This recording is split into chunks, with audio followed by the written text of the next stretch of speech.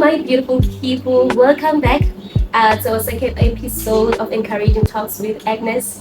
Today, we are still continuing with our topic of what is your success story, and I am sitting right here with my brother that I met at University Sipako Makati of Santos University, and he's a very intelligent guy and filled with wisdom. And that's why I brought him here so that he can fill us with that wisdom and inspire us and share it with everyone here in our community. So, good day, sir. Good day, Ms. Matapelo. How are you? I'm very much fine. Thank you for having me on this wonderful topic. Thank you for being here. So, guys, actually, me, with my brother, we call each other leadership. So I don't, the Matabelo and stuff. So don't be surprised. Please feel free if you want to say leadership, say leadership. Okay. That's how we refer to each other, guys. So don't be surprised when you hear leadership and all that. It's Matabelo and formal things, we're not used to that. So we're gonna call each other leadership. Is that fine with you? It's very fine. Okay. So before we introduce you, before I introduce you and you introduce yourself, I just want us to have ice-breaking questions. Okay. So that we can become. Yeah. So I have about 3 questions, quiz questions. And the first one is, what's the most useless talent you have? Useless talent. Boxing. I'm a boxer, yeah. Really? Yeah. I never thought of that. Yeah. Oh my gosh. Okay. The second question is, what is your life? Okay, if your life had a warning label, what would it say? Oh, warning label. Yo. Warning label. Okay. About my life. About your life. Be careful, it's unpredictable. Okay. Yeah. Clock it. Okay, and we're gonna hit, I'm sure, through this conversation, we will hear about that. Yeah. Okay, the last quiz question that we're having is, if you were an emoji, which one would it be? Those WhatsApp, you see those WhatsApp emojis? The one with those laughing tears. You're always laughing. Yeah. I laugh a lot. Yeah. He does actually. He's a very friendly person, very friendly person, well known even here in SMU. A person who doesn't know Kiyonga, I but it means you are the one who's an introvert, or I don't know. But yeah, he's a very well known guy, brother of mine, God-fearing child also, So say, allow me a leadership actually. Yeah. Leadership. Yes. Kiyonga. Okay, let me introduce my brother here, guys. Okay. Please give me a moment. Okay. So your name is Emmanuel, right? Yes. Okay, Emmanuel Kiyonga is a surname. Yeah. So okay, I'm with Emmanuel Kiyonga. And the other name, Mukisa. Mugisa. Mugisa, what does it mean? Blessing. Oh, Yeah. and you are really blessed. Yeah, You are amen. really blessed. You are. Okay, Emmanuel Mugisa Kiyonga. Yes. Okay. Alright. Emmanuel Mugisa Kiyonga, guys, he's an award-winning pharmaceutical scientist. He's an entrepreneur, a founder, and a CEO of Emmaceutics. It's a recent, right? Yeah. Okay. An inventor whose work is redefining cancer and osteoporosis treatment accessibility worldwide. Did you hear that? He also holds a Bachelor of Pharmacy and a Master of Pharmacy, during which he discovered a novel raloxifene hydrochlorine hydrate. Yes.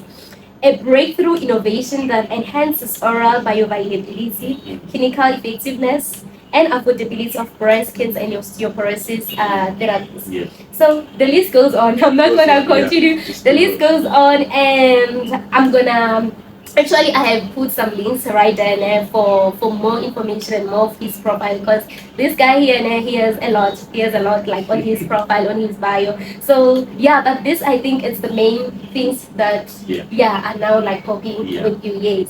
So I don't know if you'd like to add to the introduction, just the introduction part of you, what I missed maybe. Yeah, maybe some of the projects we run in Emmaceutics. Yeah. Okay, you can add. Where we develop innovative drug solution.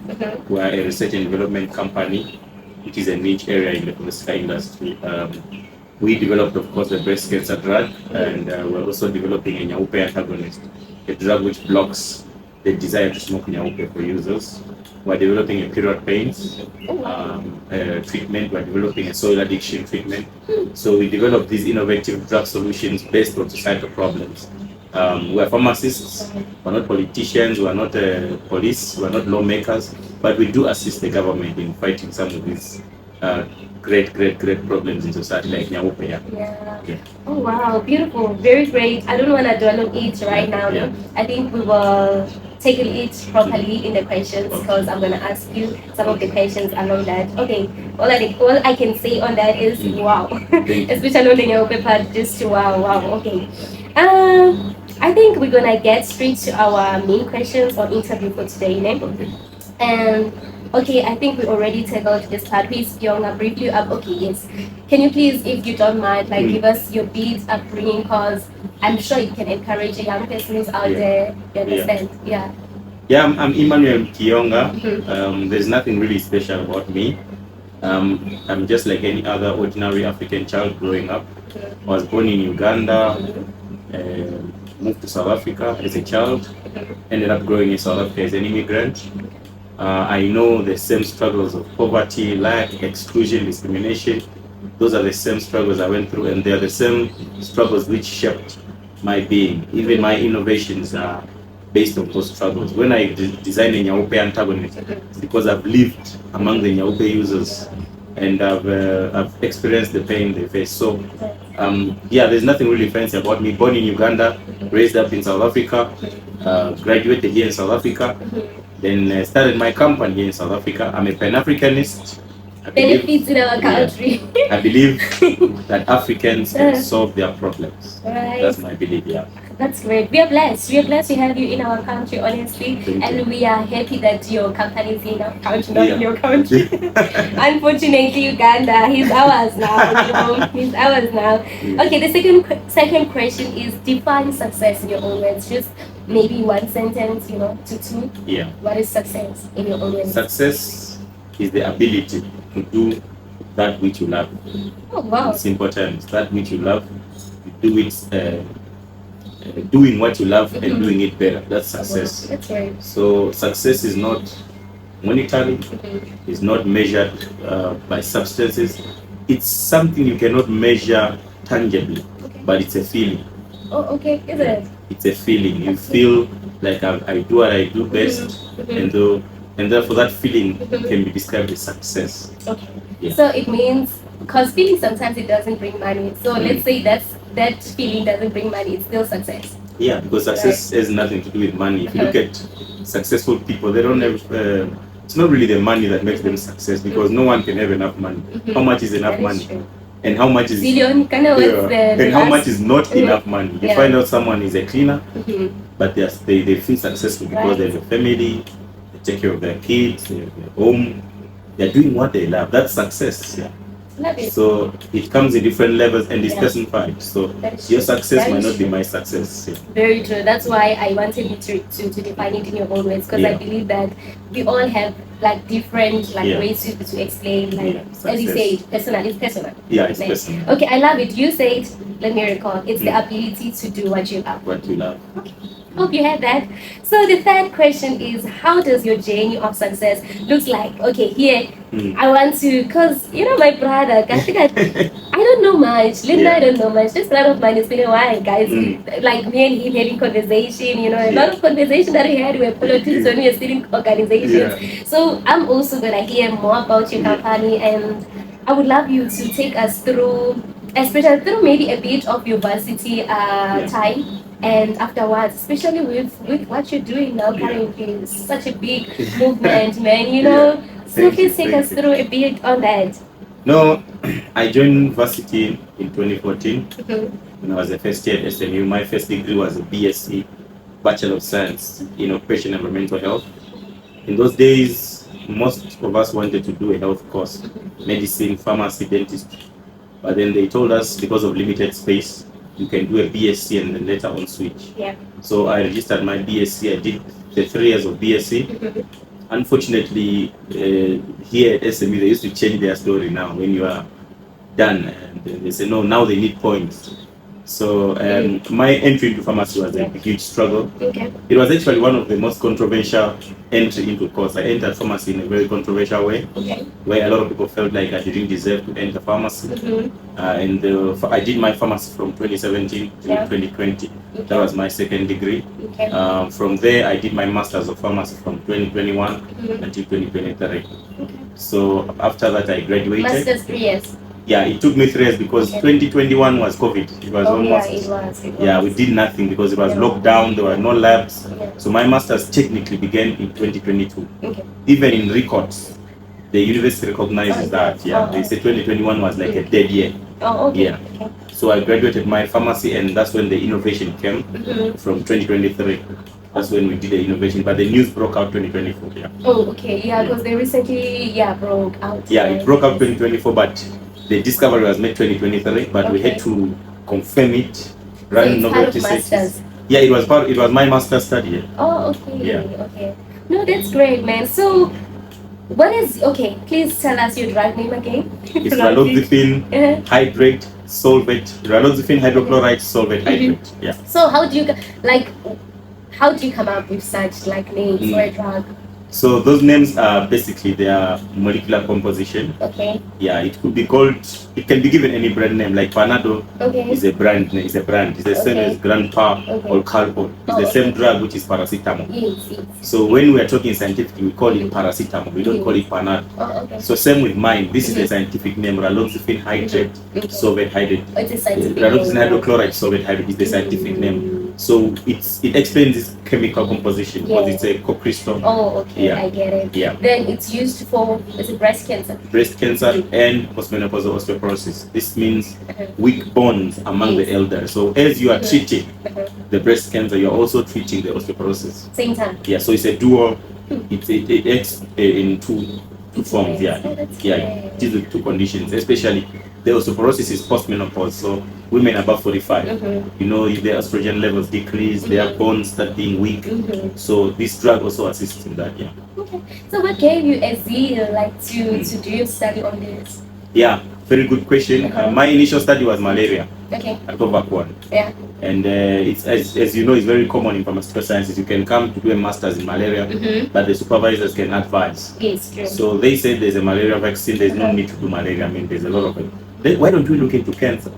Initially I was heartbroken because my protocol was ready, submitted. Now I have to restart from the scratch. But I think what gave me the zeal to push it to this extent was the struggles I went through as a student. I was never funded. I was always financially excluded. I was always politically targeted. I was always victimized. Tell me about it. Yeah, so I said the only way to change all this is by doing something extraordinary. That's why I dedicated my life in the lab. This lab that we're in, I used to bring blankets and sleep. Is it? Yeah. Are you not lying to us? No, I'm not lying. You can. I used to sleep here in the lab. For example, if you are running an HPLC, this one can take up to maybe 6 hours. Oh, okay. So instead of going home, I will bring blankets and sleep there, and then put alarm every 30 minutes. Wake up, change a sample, go back to sleep like that. So because I wanted to change something to be like about Einstein's, of some sort, Okay, I get it. I get it. No, wow. So with all that, I had you just to deviate a bit. Yeah. You were sleeping here and all that. Yeah. You don't have a girlfriend, Nyana, my brother. Like, when were you getting time? Those things, the relationships and your family, even family time, your mother and everything. I'm a very much family person. Okay. My mom, my dad. Yeah, so I do have that kind of life. My social life is fine. But remember, you can socialize during the day. Yeah. At night, you must go work.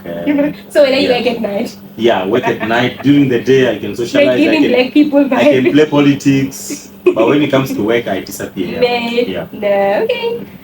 So right now your drug is out. Yeah. Is it in the market? No, Where not is it yet. now? So drug design is part of R&D, research and development. Unfortunately, drugs take years before they reach the market. My drug is at preclinical trials. We are setting up for the clinical trial, which is in humans. Okay. Yeah, that can take close to 5 years alone before it's released on the market. Yes, unless if the legislators and government expedite it. But this is the ordinary process. A simple R&D, a new drug can take up to 20 years before it's released on the market, because it's human beings. It can be a drug, can be a poison. Yeah, it can also be a treatment. So we need to make sure the proper tests are done. Right. But I'm happy with the way our drug is moved and the speed it has reached, because other drugs can take 10 years before they reach preclinical. Right. Yeah, but mine, within a period of less than 5 years, we're already at preclinical, we're going to clinical. So yeah, it also comes with the funding that it came with it. Right. Yeah, there is funding to back it up. So very soon we'll release it. People must just be patient. Right. Also, when clinical trials start, it's also a positive thing, because patients of breast cancer will come forward, and then we test it on them. And then a lot of people got recovered through clinical trials. So so there's already been people that not yet with my drug. We've not done it on people. I'm just saying, in other instances, some people, they do get treatment through clinical trials. So yeah, we're preparing for clinical trials. And how confident are you, like, that it's gonna be working? That is gonna work, because remember, in science there's what we call in vitro and in vivo. Okay. In vitro gives you an indication of, it's lab tests which give you an indication of how a drug would work externally. For example, if I take a breast cancer cell line, and I treat it with my drug in the lab, and the cell dies without killing no other normal cells, it means if it goes into the human body, it will, there's high chances. it will kill the cancer cell. Yeah. But because of regulation, we cannot just release it just because of the lab. We need to do it in actual humans, the law. If there was no such law, we would have released that drug on time, but we have to follow the law, we have to do things properly. So we are confident, because we have a full report. It was done at Northwest University by experts. I was not even there. I just sent them the drug. They tested it on various cell lines, and the drug is killing the cancer cell lines without killing the normal cells at lower concentrations, which means it's also less toxic, and which means the side effects will be minimal. So yeah, we are very confident that it will work. Yeah. Okay, I'm great. I'm glad to hear that, actually. Okay, so guys, so we soon, let's hope we're gonna have a treatment for cancer, especially cancer, guys. I think it's the first. It's the leading cause of death. Right, the first leading cause, right? And breast cancer is the leading cause of cancer-related deaths among women. Right, it is. Like, there's no cure for any cancer, is it? There is no cure. There is just management, simple treatments like chemotherapy. There is no cure. No, you're doing great, man. Like, you're doing very great, especially on that line of cancer and everything. So just to ask the last question, especially with your innovation of drug and everything, how's the funding coming, the sponsorship, and any benefits so far for you? Because it's a lot of work. You slept 6 hours and everything. Are you receiving any money, anything? You know? So most times, especially in Africa, innovators don't benefit from their inventions. Because in Africa, few people support innovation, especially science. So I knew that, then I strategically started my own pharmaceutical company, Emmanuel. So Emmanuel is the benefit. Where is it based? It's based here in Pretoria, but we also do online services internationally. That is the benefit of my work, because we don't just focus on this breast cancer drug. We also have other projects. We do serious research and development. Hence, I mentioned the Nyawupe antagonist breast cancer. It's still on research. Yeah, they're research and development. And we also do tests for companies. Maybe you have a hair product or skin product which you want to be tested, we do tests for you. If you want formulation, synthesis, you want to formulate maybe a supplement, we do help you formulate. We do quality assurance, we do a lot of services. So that's the business aspect of Emmanuel. The breast cancer drug is just one component. So it's broad. It's broad. We are broad. We deal with a lot of pharmaceutical innovations. No, that's beautiful, and I'm gonna put your links there so that people can get more information, and also if they want to, if universities, they want some research stuff and all that, they can always come to you, right? Okay. What's your target market? Pharmaceutical companies and innovators. Okay, you had that right. Innovators, pharmaceutical is companies and all, even universities, researchers, all that, right? Here's our man here, professors, doctors, recently I received a call from a professor who has published their work. And you remember, once you publish, you cannot patent your work. So before you publish, you must check if there's novelty in your work. To see if there's a possibility of patenting. I didn't know that. So you can reach out to us before you publish your work. you reach out to us, we do a novelty search. It's better to patent your work first before publishing. Yeah. Right. Okay. That's a beautiful insight right there. Yeah. So, okay, let's just go on with our questions. That was a beautiful, beautiful success story, and I hope my people right there, they learned a lot. Yeah, yeah. It's pharmacy, what kind of language? Yeah. Language. Yeah. Yeah, the language right there. But I hope people will understand. If they don't, just comment there, ask questions about what you want, what you don't understand about. So, what challenges have you faced? Just briefly, so what challenges have you faced so far, and how did you overcome them, especially on this success story topic? I face challenges with just like any other black child faces. The system. The system is anti young black people. The system. What is the system? Legislation, government laws, all these administrative things. Which are built around you. You grow up as a child, you were not part of the system, but you find yourself being a victim of the system. For example, me, I've grown up in South Africa since I was a young kid, but I've grown up as an immigrant.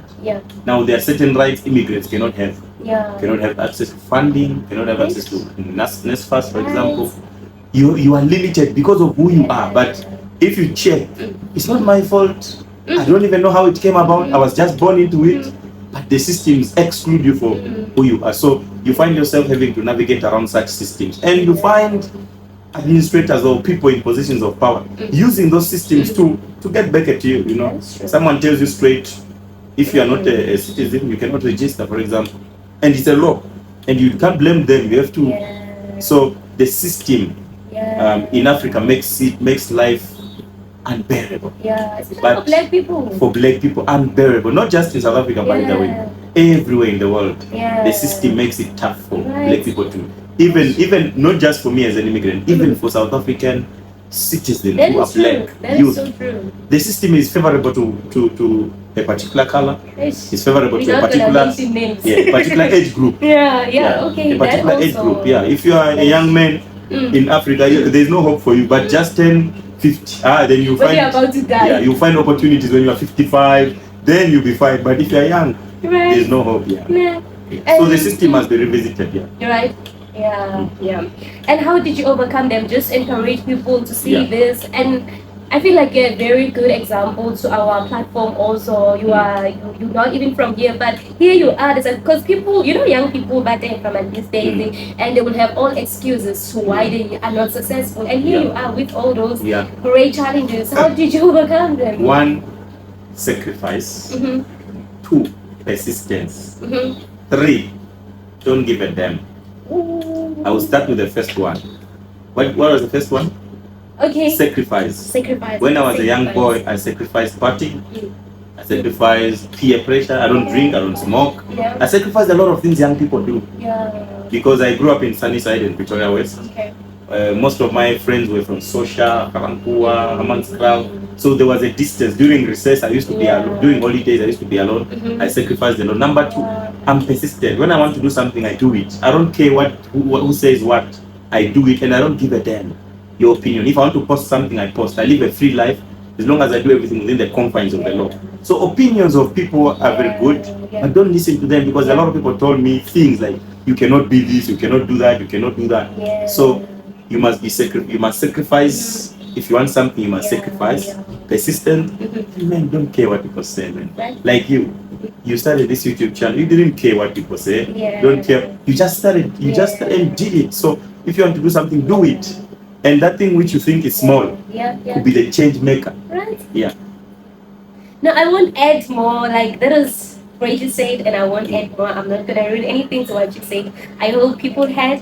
And the next question is, what is your take on the employment issue in our country? This is the second last we're gonna finish. Your take on the employment issue in our country. South Africa faces some of the biggest unemployment crisis. But I would also not want to blame South Africa too much. I think South Africa has some of the best systems to report. Because in South Africa, if you are, for example, you are a taxi driver, you are unemployed. You are considered unemployed. But in other countries, a taxi driver, they will say, this is an employed person. So South Africa has fair statistics of reporting. So the unemployment rate in South Africa is high among youth, because it's above 60 and all. But I want to also emphasize that unemployment is only high among the uneducated. So among the educated, unemployment rate is low. But among the uneducated, the unemployment rate is high. A message to the youth: go to school. If you have any chance to study, study. There is no useless qualification.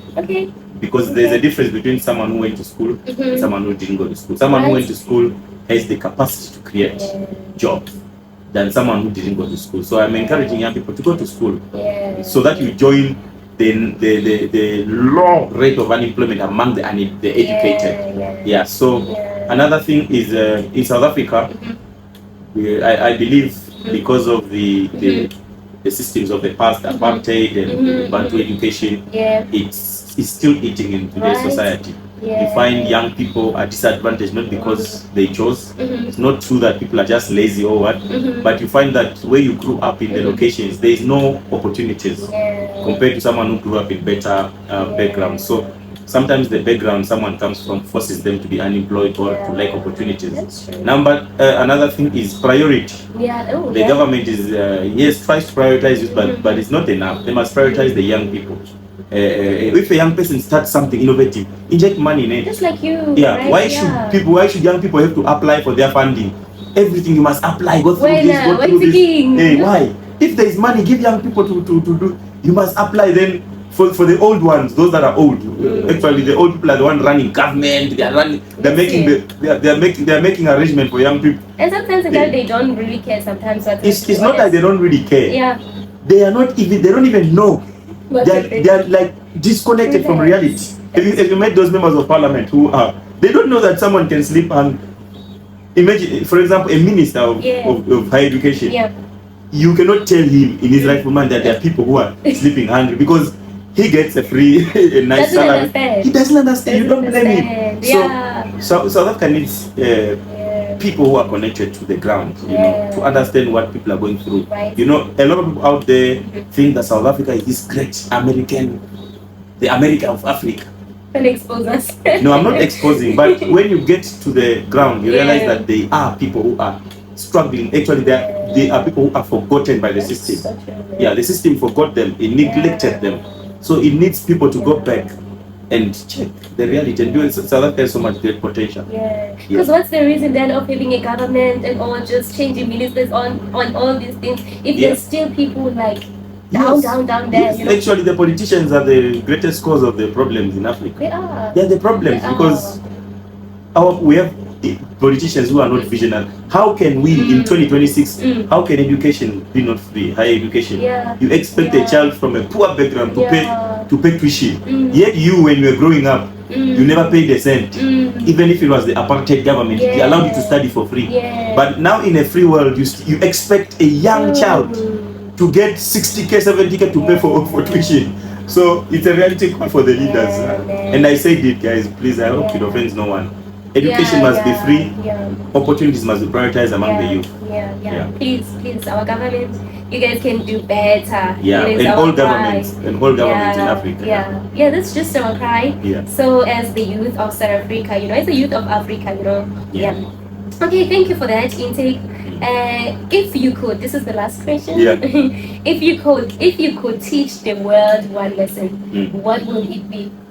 Just brief, powerful motivation. There is one message I want to teach the world. Sure. There is God. The world like to act fantastic and scientific, and there is no evidence to prove God and all. I want to teach the world a lesson. There is God. And He's the all power. All these other forms of power, they are beneath Him. So if you want to be successful, you must look for the source of life, which is God. And He's the source of He's the ultimate power. You find a lot of people now losing hope in God, looking for powers which they themselves are more powerful than them, looking for other alternatives, which those alternatives they're looking for, they're looking at them. For example, you can go to I'm a Christian. You can go to a traditional healer. But we are a disclaimer. We are not offending anyone. No, it's our faith. Even them, they have the right to speak about us. So I don't believe that I believe that I'm the hope of the traditional healer. Yeah. I shouldn't go to a traditional healer. Yeah. I'm their hope. Yeah. So why should I go to them to heal me? Yeah. I must be their hope. So and also to the atheists. Yeah. The reason that atheists are struggling is because they failed to accept that there is a God. So that's my lesson to the world. There is God, the ultimate creator. Yeah. Nothing is a coincidence, and your life was planned by this same God. Yeah. He is very involved in your life in ways you cannot even imagine. He knows the hair on your head. Yeah. He knows each and everything about you. That's why at night when you are sleeping, there is no cockroach which comes and enters your nose or ears. Okay. Why? When you are sleeping and unconscious, God literally comes and covers your ears and noses. That sounds hilarious. Yeah, it's the truth. But because it's the truth. There is God who takes care of you and is the Father of the fatherless. Yeah.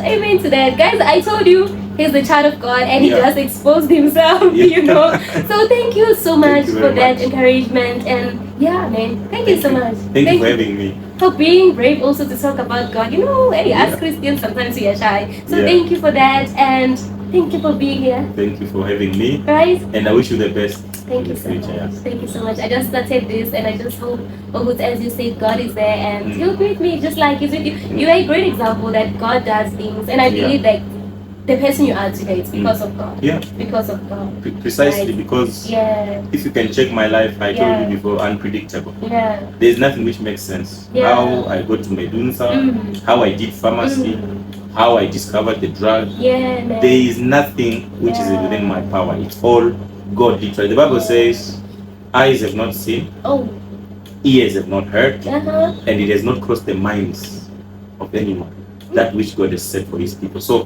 what God does, He takes a portion from the spiritual realm, He injects it in your mind. Then when you make it, be like, wow. But for you, be like, but this was very easy. But it's the nature of God, and God is yet to reveal things to people. People have not yet tapped into even 10% of what God has prepared. So everything we see that is physical, that is tangible, it came from the invisible, the unseen. So God has a skill. He turns the unseen things into seen things, which provoke the available seen things. He turns humble people into princesses. He exalts the humble and He humbles the exalted. So my life is a clear example of what God can do with one person. I come back and watch this again for myself, especially for the preaching part. I love watching your choice and all this motivation. So that was a very great motivation and encouragement to close it all. And may God continue to carry you. Amen. May God continue to be with you, and may you continue to flourish, man. Thank you. And we need this cure. It's coming.